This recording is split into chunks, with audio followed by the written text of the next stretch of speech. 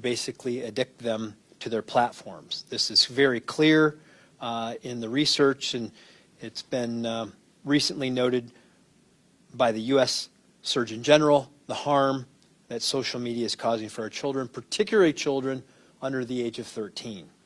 And that's why in our budget I put forward something we're calling the Social Media Notification Act that would require certain online companies to obtain verifiable parental consent to contractual terms of service permitting kids under the age of 16 to use their platforms. This extends not just to social media, but even gaming platforms. We literally were just in a conversation with a gentleman who said he walked in on his 11-year-old the other day who was playing a video game, and he asked him who you're talking to. Well, there was a guy from some other state who was 30 years old, just right there having a conversation with his kid right under their own roof without the parents' knowledge. And it shocked him. And I bet it would shock a lot of parents to know the kinds of conversations that people are having with their children, adults, and they don't even know anything about it. This proposal, as I mentioned, is part of our 2024-25 budget. And social media companies, frankly, are making billions of dollars off of products that are very harmful to our kids, and they're going around parents to do it, and that needs to stop. They are addicting our kids to their platforms with these very advanced algorithms. Platforms like TikTok have advanced algorithms that from the moment your child turns that app on and starts scrolling through videos, is creating a profile of what they're interested in and trying to attract them to through those algorithms to things that will addict them to that platform. They know it's wrong. That's why recently they've come up with some of their own voluntary safeguards, but it's still not enough. None of us would let a stranger come in to our child's bedroom and have a private conversation with them without us knowing about it. But yet, that's what's happening every day to kids in our homes, in our state, in our nation. And the consequences, unfortunately, can be deadly. Social media companies need to include parents in the decision-making process. They can't go around moms and dads with the manipulative algorithms collecting data on our children without our knowledge. So what the Act would require is that social media companies create a method to determine whether a user is a child under the age of 16, obtain verifiable parent or legal guardian consent before the child joins the platform, and send confirmation of the consent to the parent or legal guardian at their home.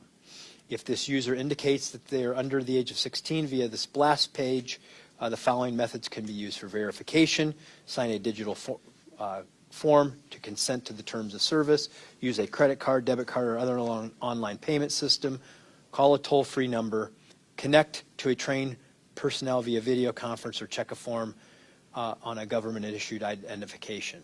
All of those are perfectly verifiable ways that we can do this. This will include, as I mentioned, social media and online gaming activities, Instagram, YouTube, TikTok, Snapchat, and the like. It does not include e-commerce or online shopping. And we included this language because we want to have a conversation about this. All ideas are welcome.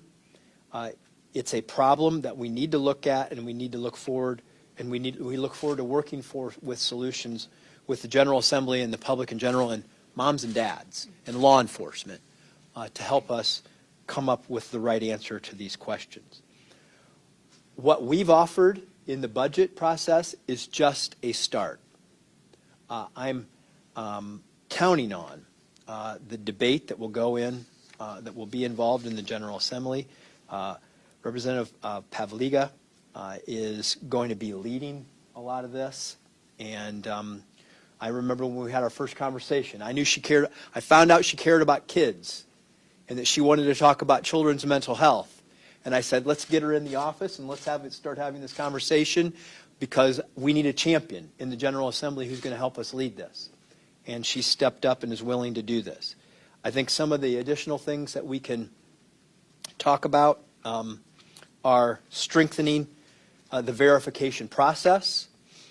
I think that we can talk about putting filters or controls right on the landing page, making it easier for parents at the moment they sign up or their children sign up to help them put those controls in place, and giving parents their own passcode so that they can look anytime and see what kind of things are going on in that media or in that platform. Remember, you're the moms and dads. You need to take charge of this, and we need to give you the tools to be able to do that, because right now you don't have them, and we need to do better. I know that Tina and I, we have teenage daughters. We see what's happening in that world today. We see how vulnerable kids are. We know how difficult it is because we're actively engaged as parents in doing this, and none of us in our busy lives are ever going to be perfect. But we need to make it easier for parents to help protect their kids. And so let me turn the podium over to the representative and allow Gail to talk more about what it is that she wants to do. But before I do that, Mama Bear, would you like to, anything you would like to say? All of this is born out of love. We love our kids. And we've had two children grow up through the digital age since 2012.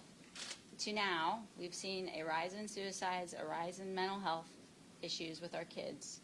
And much of it is because of digital media and what's happening on that handheld device. There's a great author I highly recommend everybody look up. His name's Jonathan Haidt. He's written very, very good articles very recently about this issue, and the data is there. And it's very scary, and we don't share this to scare people. We share it to inform people that we as parents need to do something and pay attention to protect our children. Thank you. Representative? Thank you, Lieutenant Governor Husted and Mrs. Husted, for being here today, and good afternoon, everyone. I truly, from the bottom of my heart, want to thank each and every one of you for being here today to discuss this growing crisis here in our great state of Ohio. Recently, in my home county, which I represent of Portage County, Ohio, a 23-year-old man was sentenced to 24 years in prison for manipulating children and teens into sending him explicit photos of themselves. The defendant posed as a teen and contacted vulnerable children using online platforms such as Twitter, Instagram, and TikTok. These unsuspecting victims are then threatened with vast exposure of their photos if they do not send money to the perpetrator. These fraudsters will also threaten to harm people's families and further psychological abuse through social media. This scenario is now called sextortion. In December of 2022, the FBI sounded the alarm that they have verified at least 3,000 children, mostly teenage boys, as victims of these crimes, and dozens of which have led to suicide, sadly. And this crisis has only become more common. In November of this past year, Streetsboro High School senior James Woods took his own life after being the victim of a sextortion crime. Today, very bravely, James' parents, Tamia and Tim Woods, have joined us today to tell their son's story. We hope that through this press conference and through awareness to this issue and education of parents throughout the state on the dangers that are posed to our children, this today, as the Lieutenant Governor said, will just be the start of these discussions, and we're counting on each and every one of you to help us with that message. We must understand teenagers like James are victims of these awful situations. After having many important conversations with the Lieutenant Governor and the family, the Woods family surrounding this, I fully anticipate that my office will introduce critical legislation to address this and to protect our children from these situations and bring these perpetrators to justice. And we can only hope that we can avoid many more tragedies such as this that we are experiencing. We also want to assist the family to educate the public about social media and its effects on our youth. State officials like myself and the Lieutenant Governor hope that our Parental Notification Act can be a step forward in protecting our children on social media. At this time, I would like to introduce the Portage County Sheriff, Bruce Zakowski. Sheriff?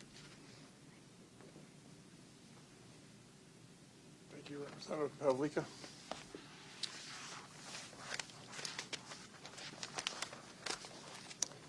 Well, I'm Bruce Sikowski, the Sheriff of Portage County.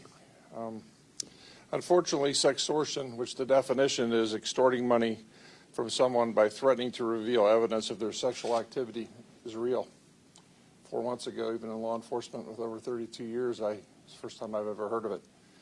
In 2022, the FBI claimed that there were thousands of teenagers that were affected by this online crime, including more than a dozen who took their own lives. This heinous crime needs to be exposed by as many people as possible, and that's why we're here today, supporting the Woods family and what James went through. James possibly could have been saved, but he felt that he didn't have any options.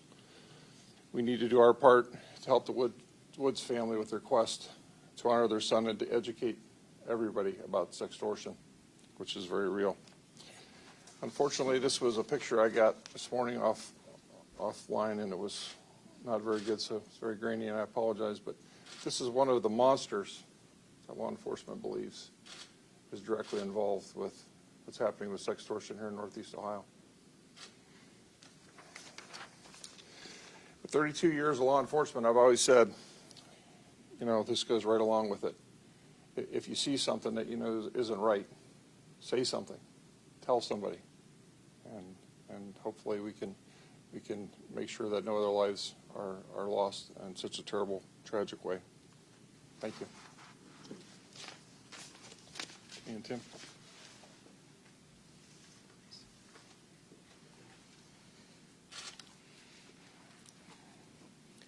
Hello, everyone. My name is Timothy Woods. This is my wife, Tamia Woods. Together, we had a son. His name was James Woods. He was our only child. He grew up his whole childhood, you know, as a happy, jubilant person. He was friendly, kind, you know, went to school every day. He didn't cause trouble. You know, he was mannerable. Everyone loved him. Neighbors, old, young, white, black, whoever. He got along with everyone. He drove his friends around. They partied, laughed, danced. He was just like all other children out there. There was nothing, you know, negative about him whatsoever. We go bowling every Friday night. We leave him at home. And this one particular night, whoever got to him on the internet, on Instagram, they started messaging him.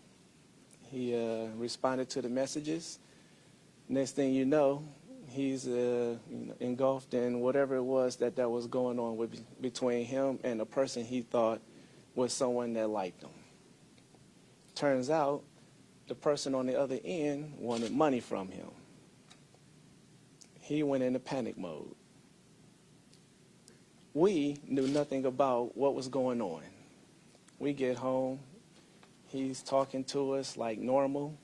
You know, nothing came up. We didn't notice anything that was off. We, you know, went about our night. Everyone went to sleep. Unknown to us, he was probably up all night. Because when I got up first thing in the morning that Saturday, I got dressed and came down for work, and James was already fully dressed and wide awake. I don't think he slept that whole night. Whoever he was talking to over the internet probably put him in a panic to where he couldn't sleep. I talked to him for a period of time before I had to go to work. You know, I'm telling him, have a good day, you know, enjoy the time that he's about to have. He was going to a college fair so that he could, so that he could pick where he wanted to go to school for his education after he graduated the 12th grade. Him and his mother were supposed to be there for a period of time, learning, enjoying the time, taking in the experience. You know, I even talked them into joining a fraternity, or at least checking one out. I go to work. Time goes by. I get home from work, and I found out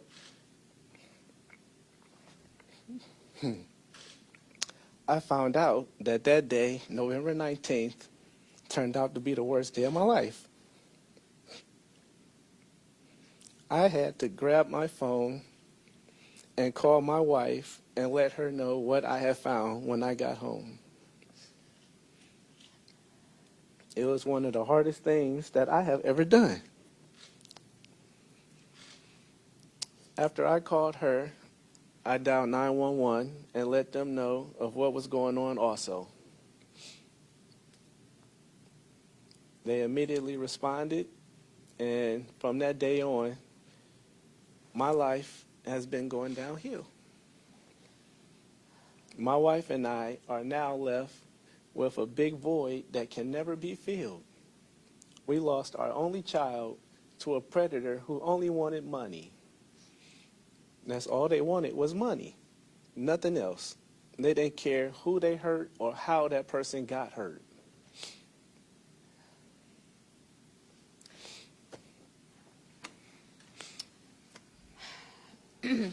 These evil people, they want you to be embarrassed. They want you to be ashamed.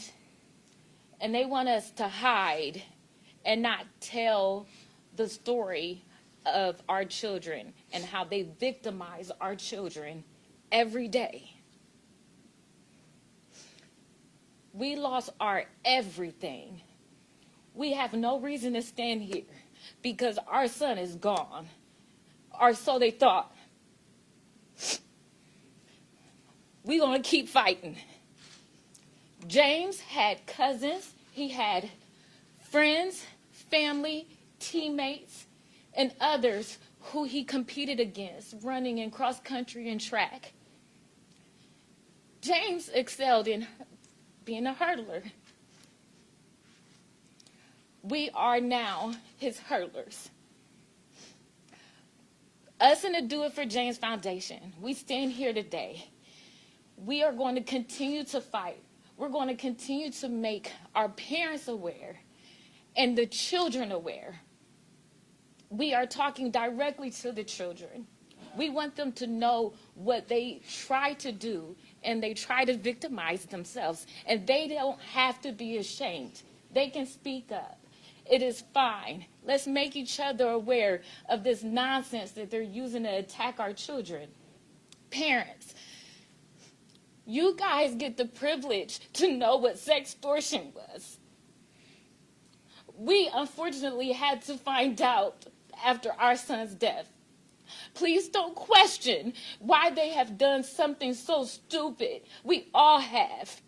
Talk to them, make them aware of what these people are doing to them, and give them tools to succeed, because we are doing that here today so you can guide your children through their mistakes, as we all have as parents do. You can see how they overcome these mistakes. Please do it for us, because we're begging you. We are begging you. We thought that we had a wonderful relationship, that no matter what, James would come to us in his time of need. And these evil people tormented his brain, made him stay up all night, and told him the most hideous things to make him believe otherwise. 200 messages in 19 and a half hours. 200 messages in 19 and a half hours. They tormented my son. Please do not allow your child to be tormented. We have tip cards. They're adorable. They can do whatever. They give your children steps on if they were to ever make this same type of mistake, what they can do, how they can stop it from happening, and who to report it to. They can be in your wallet, your purse, your book bag, in their back pocket. Give this to them and talk to them over, not one article, not one day, every year. When they turn 18, guess what? They need it again. They're going out to college, they're going out in their lives, and they will continue to make mistakes. We as parents, we as aunts, uncles, neighbors, we owe our children the tools they need to fight against evil. We will stand here. Tim and I will stand here over and over again. We will be in schools. We will do whatever it takes to save the children, to give parents a privilege to see their child the next day. Because I cannot. Tim cannot. We will always have a hole in our heart, our everything. I miss his smile, his touch, his hug, everything. Don't think that your child is exempt from this, because he is not, she is not. We told our child we loved him every day. We had conversations. We had movie night. We ran to his track meets when we were running late from work. We were there to cheer him on every day. That means nothing to these evil people. And 200 messages in 19 and a half hours can take all that away, like they did us. Please stand up and help us stand up against these evil, evil monsters. Thank you. Yes. The other day, we learned that a street squirrel student at the same school in which James went to was a victim of sextortion. Can you please share with me what it was like to know that that person was safe because of James? It warms my heart. It really does. A lot of people may have looked at that and said, why did he do that? Didn't he hear about James? But the great thing about that is he heard about James. Yes, he made a mistake. He did. But he remembered James' story, James' awareness. The parents may have heard James' story. They knew what to do. I don't know exactly what came out from all of that. But us making awareness, it makes a difference. And he is still here today. Don't you know that is so wonderful that he is still here today? That another parent does not have to take on the grief that we have. It's so wonderful that he's here today. He'll make a mistake. He will be on punishment, I'm sure. That's our job.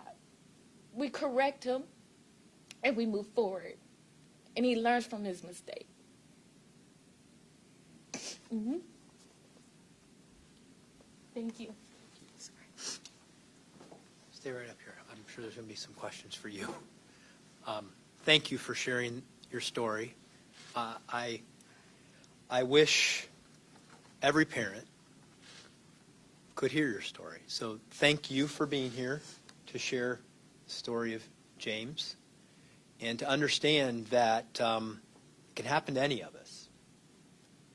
You may think you have a wonderful relationship with your child, and you do, and you have your card right available. This is a great, great advice right here. Stop all communication. Don't send money. Block the predator. Do not delete the messages. Report it immediately to your local FBI office. Call 1-800-CALL-FBI or report it online tips to tips.fbi.gov. Don't be afraid to warn others. Remember, you are a victim. You matter. And if you're thinking about committing suicide, stop and dial 988. And moms and dads, or anybody that has a child, let them know that they're loved. Let them know that when they make a mistake, they can come to you. Have these conversations with them. Because as much as we're going to do on trying to change the law and stop these platforms from allowing abusive things to occur on them and to give parents more of a say, it still will never be enough. It still will never be enough. You still have to be engaged with your children, helping them to understand that when they make a mistake, or if they make a mistake, that they shouldn't be isolated, they shouldn't be shamed, they need to come to you, and the adults will help you work through it. But education is so important to all of our educators, to anybody that comes in touch with our young people, the coaches, moms and dads, grandpas and grandmas, know that this is out there and it's a threat, that social media platforms are ways that bad people are getting in touch with your children without you knowing it, and collectively we need to take the painful lessons that we all learn from this and save the next child, which you already have, and for all of us to get better. So, any questions? Lieutenant Governor, how would this be enforced by the state of Ohio? And since it's just Ohio, not national. So we would enforce it via criminal penalties that the companies would be liable for. I will tell you this, that this is the beginning of the conversation. I hope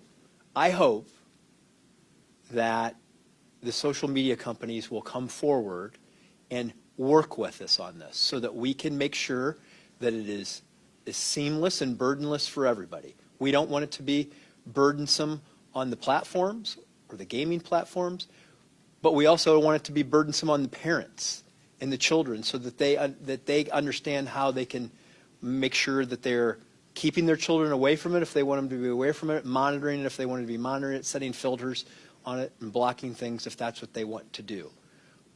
We need the companies to come forward and work with us on this. Right now, the age of verification is 13. We would like it to be under 16 in Ohio. But I will tell you, if they don't work with us, and this gets more difficult, I'm willing to increase the standards, increase the penalties, and to be more aggressive at what we're doing. We need to get this resolved in Ohio in a very short period of time. It's not just Ohio, though. Utah just passed a law the other day. Other states are going to do this. You have Democrats and Republicans on Capitol Hill that are talking about completely banning social media conversations for children under the age of 18.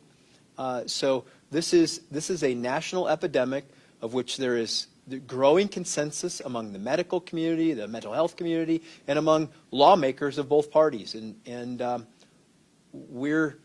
don't know how anybody could sit and hear a story like the one we just heard and not understand that there needs to be more responsible accountability in our systems. Lieutenant Governor, what's your timeline on all this? Because we know this all takes time to get all the parties on board, assuming that the social media platform companies will agree to this. Well, we plan to have it completed by the end of the budget cycle, which is June the 30th. Representative, I don't know if you have anything additional that you want to talk about on timelines, but I think there's a growing support in the General Assembly for doing something. If you'd want to come forward and Thank you, Lieutenant offer Governor. thoughts. Thank you for the question. As you know, that it is our job as a state legislator to, as a legislative body, to continuously look at the issues in society and be putting forth public policy to address these issues. This has come front and center to the General Assembly, and as the Lieutenant Governor had noted, it's a bipartisan issue. All right, I think parents of no matter what their political views would be, want to protect their children. They want to know what's going on. And therefore, you will have my full support. My office will be very quickly putting together a bill. We'll be having an interested parties meeting. And more importantly, we feel that along with the act that the Lieutenant Governor had put into our state operating budget, that the more attention that we can bring to this issue by having a freestanding bill and also by looking at the penalties for those people that are perpetrators within our state, we'll begin to get the message out loud and clear that Ohio is not going to tolerate any more suicides, and we are not going to tolerate our children being put in danger anymore. That freestanding bill is this extortion bill? It will, It's not on the books for that yet. It's not on the books yet. We are still in the process of drafting that bill and getting the interested parties together. And through these type of conversations, such as what we're having today, that will bring out some interested parties down into Columbus to be able to help us to draft that legislation, to make sure that we are hitting all the angles and find out where we're going to have any support, and even more importantly, where we might have any opposition. So this legislation is contingent on a child being honest about their age. Is this strong enough? Yes. I'm going to turn that back over to the Lieutenant Governor to address that. Thank you. My second question is, why not set this at 18, just 18, So I'm willing to do that. We started it at under 16 because that is where you know, if I think the rationale for that was it's 13 right now. It's under 16 is appropriate. But if it makes it, because you're right, it does require self-verification. But there are other provisions in there where we require parents' names and addresses that also can be cross-checked, and that there is a duty for the social media company to contact the parents and let the parents know and verify to the parents that they indeed know that their child has been signed up. I will acknowledge that it is not perfect. It's better, but it's not perfect. But I personally am willing to say, if we can't get it right, and this is why the message to the social media companies and the gaming platforms is important. Come to us and work with us on this.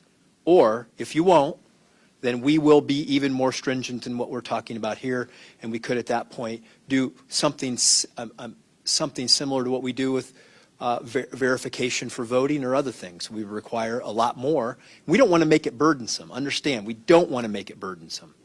But we're going to make sure that we put stronger protections in place. We are going to start at under the age of 16, but if the companies won't work with us, they make it too difficult. I'm certainly willing to strengthen that and up the age as they've done in other states. But again, strengthen the verification in addition to the 16 years of age and younger, or younger than 16 years of age. Give on that splash page where you sign up access to the parents right at that moment in time to put the filters and controls on there, because you can do it now, but you got to find your way through the app. You got to know your child's parental passwords that are unique to the parents. The parents can go in and look anytime. They can set those controls and filters at the moment they sign their children up. These are the minimum. These are the minimum things we're proposing at this time that need to be done, and it will definitely improve parental control over this. But it's also hearing the stories. Like, we need to educate the public. We need to educate the parents. We need to help them understand the harm that this is doing to children. Because I understand it. Right now, if I go out and talk to somebody that doesn't have a child under the age of 18 years old, or maybe they're not, maybe they haven't had a child under the age of 18 years old in the last 10 years, they don't really understand what's happening in this world. This is a whole other world that's happening in social media where adults are getting access to your children and you don't even know about it.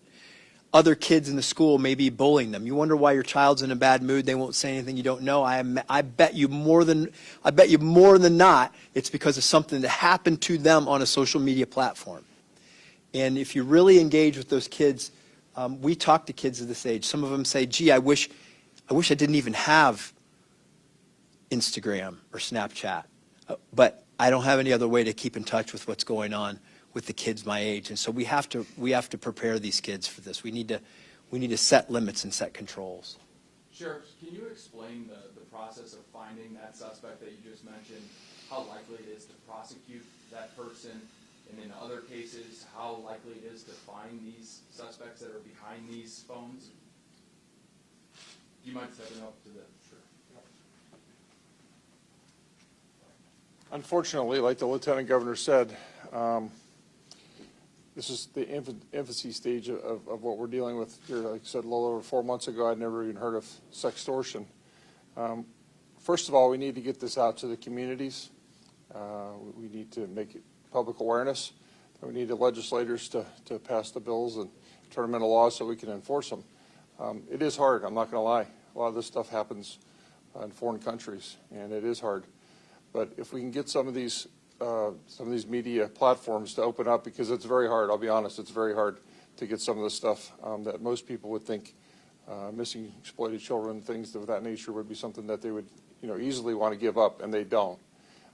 So just making this more aware, getting parents to talk to their children, like the Lieutenant Governor said, and I mean, let's face it, these kids nowadays, they grew up with this. That's all they know, and they could be literally over there talking to somebody over here. You need to have them put the phone down, talk. If you can't have dinner or can't have a conversation, talk to your kids and explain to them, that you're here for them let them know, you know, and I guess the long way around your question is, you know, this is the start of it, and just getting the awareness out there and getting this into the laws. And I work, and a bunch of my deputies work with the federal government. We have agents assigned to the FBI, to the ATF, federal marshals, so we are able to use all their, you know, the latest stuff that they have as far as helping bring these criminals to justice. Okay. This is the third time this is happening. Do you have any reason to believe that this could potentially be a student or even an adult locally, especially since Streetsboro is being targeted at this point 3 times? Well, obviously, we can't rule that out. I mean, we can't rule out anything like that. I mean, you would wonder why, you know, like you said, why there'd be, you know, one school in particular with three incidents. It's possible. Right now, we are looking into it. Streetsboro Police Department, who is local jurisdiction there, I oversee the county, but they, you know, they have some detectives working on it. They're looking on some things, and we are, as law enforcement community, we're all working together, and, you know, using whatever federal means we can do, because this is going to be a bigger picture than just a local. May I add to that? Sure. I'm sorry. To answer your question. Sure. This is not an isolated incident. I know, and I personally know someone in Columbus who became victim. Her child had passed away back in October of 2021.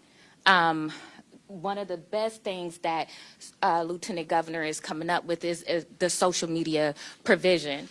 The reason why she didn't know what happened to her child, it was 10 months that she was locked out of her own 15-year-old son phone, and Apple would not give her access to her phone. Okay, so this isn't an isolated, I don't want people to think that maybe it's an isolated situation or it's only in Streetsboro. I have parents reached out to me from all over the United States. They are really, truly attacking our children, and it doesn't matter the ethnicity, how much money you have. They just want a child, and they want anything that they can get out of the child. To answer that. The other thing, to answer your question, I'm sorry, I don't know your name, but I wanted to add on, 4 months when this happened to James, we had no clue what was going on. We found out in 12 hours because we knew James' password to his phone. In less than 12 hours, we figured it out. However, I say that to say that now that we've made awareness of the situation, that the parents and the child knew what to do the next time around, and it gave them an opportunity to go to the police station and to get that picture.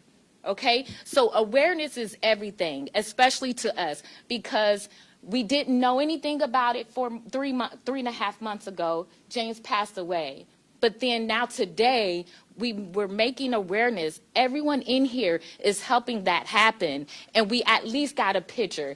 Is it far-fetched? I don't know. We didn't think that we would have any answer when our son passed away. Now we have a picture.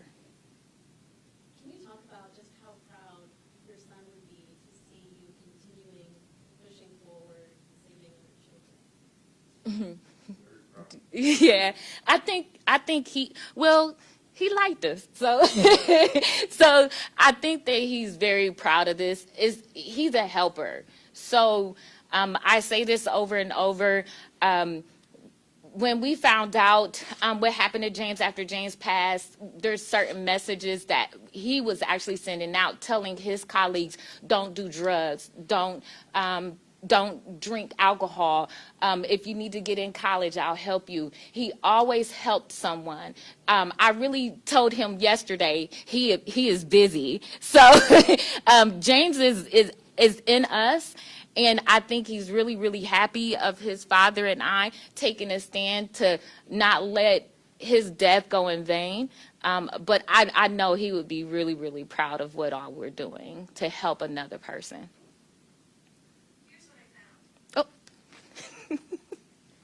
Sorry. No, you and Tim are the best messengers, because the parents just need to know that I mean, I've had a chance to get to know the Woodses a little bit, and they had a great relationship with their son. And he was loved, and they were a part of his life. And it still wasn't enough because of the power and the skill in which these criminals go after our young people. This is what they do. They're predators. They're predators that can isolate your children and find right underneath your house, right underneath your own roof, behind your own front door. They're reaching your kids and they're harming them. And these companies have a responsibility to work with families and governments to protect our kids if they want to have the ability to operate these platforms in our nation. Thank you very much for being here. Oh, sure. I know the former House Speaker was just found guilty of public corruption charges. Do you have any reaction to that? You're breaking that news to me, and so the justice system usually gets it right. And hopefully that will be a lesson to others. Thank you.